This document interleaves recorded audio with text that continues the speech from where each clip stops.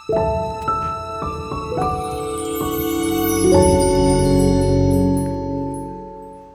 Friends, welcome back. ഇന്നത്തെ നമ്മുടെ recipe ഒരു സിമ്പിൾ പുഡിങ്ങിൻ്റെ റെസിപ്പിയാണ്.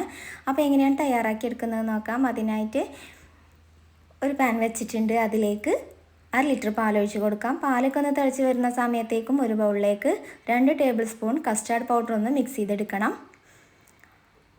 അപ്പോൾ നന്നായിട്ട് തന്നെ മിക്സ് ചെയ്തെടുക്കാം.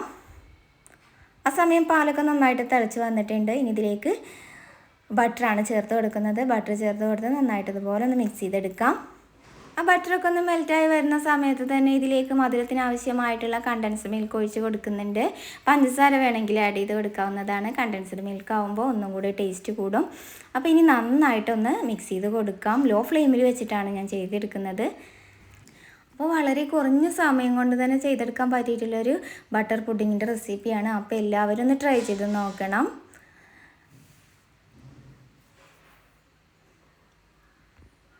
അപ്പോൾ ബട്ടറൊക്കെ നന്നായിട്ട് തന്നെ മെൽറ്റായി വന്നിട്ടുണ്ട്. ഈ സമയം ഇതിലേക്ക് ബ്രെഡാണ് ഞാൻ ചേർത്ത് കൊടുക്കുന്നത്.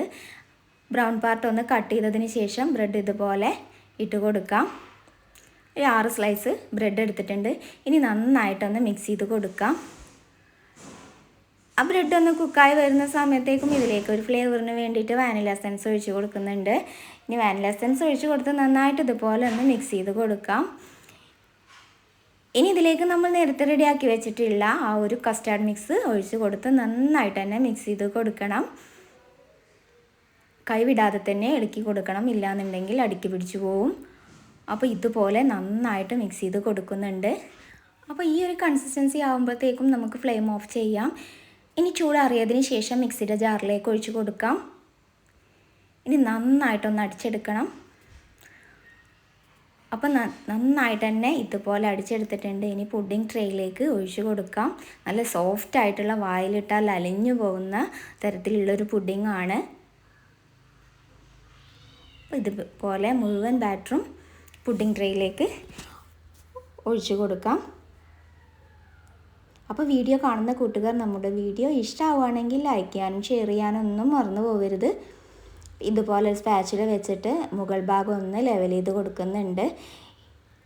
ഇനി ഡെക്കറേഷന് വേണ്ടിയിട്ട് ബ്രെഡ് ക്രംസ് ആണ് ഞാൻ ഇട്ട് കൊടുക്കുന്നത്. ആ കട്ട് ചെയ്ത് മാറ്റിയിട്ടുള്ള ആ ഒരു ബ്രൗൺ പാർട്ട് ഞാനൊന്ന് പൊടിച്ചെടുത്തിട്ടുള്ളതാണ്.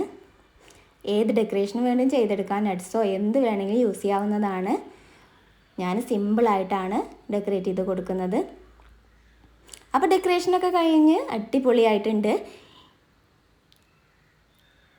അപ്പോൾ ഇങ്ങനെ ഒരു പുഡിംഗ് ഇതുപോലെ ട്രൈ ചെയ്ത് നോക്കാത്തവരുണ്ടെങ്കിൽ തീർച്ചയായിട്ടും ഒന്ന് ട്രൈ ചെയ്ത് നോക്കണം. വളരെ കുറഞ്ഞ സമയം മാത്രം മതി ഈ ഒരു പുഡിംഗ് റെഡിയാക്കി എടുക്കാനായിട്ട്.